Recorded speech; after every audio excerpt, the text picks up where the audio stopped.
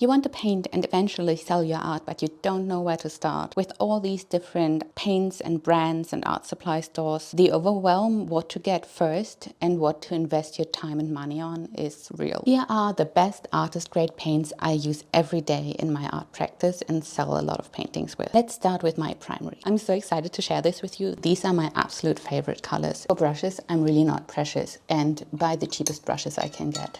This, for example, is from Daiso, which is kind of a dollar store here in Seoul, and was 80 cents. I love this primary yellow and I have to repurchase it soon. It's just the most gorgeous, bright yellow you can imagine. But because it is also kind of on the cold side, I additionally like to use either this India yellow hue or cadmium yellow dark. And you can see what I mean with warmer, just because this cadmium yellow dark, for example, has much more of a sunflower yellow. Doesn't look as artificially yellow as the primary one, but the primary one is great for mixing with other colors. And while the cadmium yellow dark is considered opaque, I like this India yellow hue as well, because this one is transparent. And for glazes, for adding just the tiniest bit of yellow hue, this is just wonderful.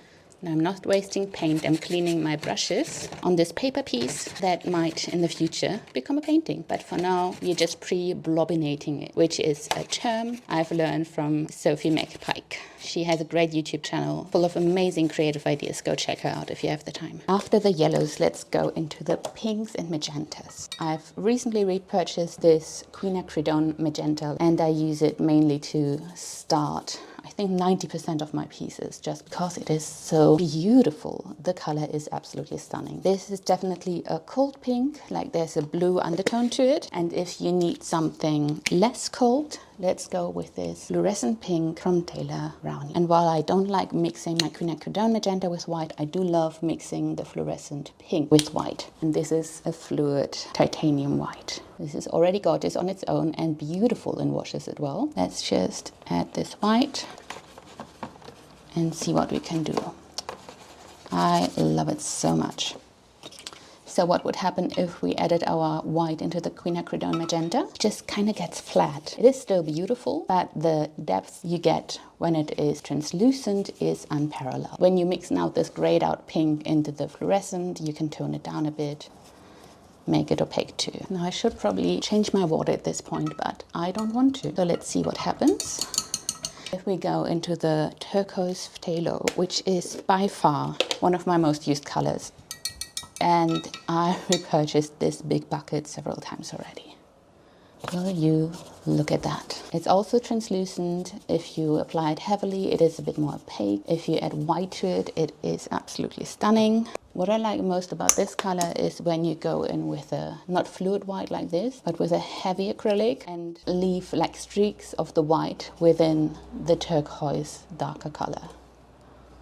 Now for the greens, technically you can mix all your greens, but I use these so often, I don't like mixing them all the time. So we have the Viridian hue from Holbein acrylic, which is this dark foresty green, and the golden green gold. And both of them actually are part of my painting Busan Boy, which is mainly consisting of the turquoise. And I love the Viridian mainly to create a black, because I never use blacks, but I do need very dark spots in my abstract art. And we can mix them as well and create many, many different hues. I can also go in with this Titan green pale, just to show you that for me translucent colors will always reign supreme, because as soon as you add white or go opaque, it becomes flat. Lastly, for white I have several options, and we want to use a darker paper to show you the differences. Lukas Cryl Studio Titanium White is my most used, just because it's on the cheaper side and it's a bit more fluid than, let's say, the golden acrylic.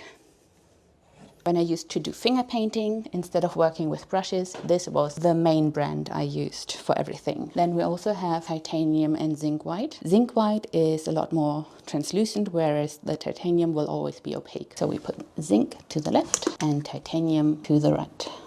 And then lastly, I do have the, oops, I do have the titanium white in tube form, but also in this tub. It's the same quality and color. It's just that I prefer applying my white on the canvas like a crayon with a tube a lot more. And let's try the zinc white, which is translucent compared to the titanium. My brush is a bit watery. Then we have the Lukas Cryl Studio and the golden heavy. Ooh, I love this.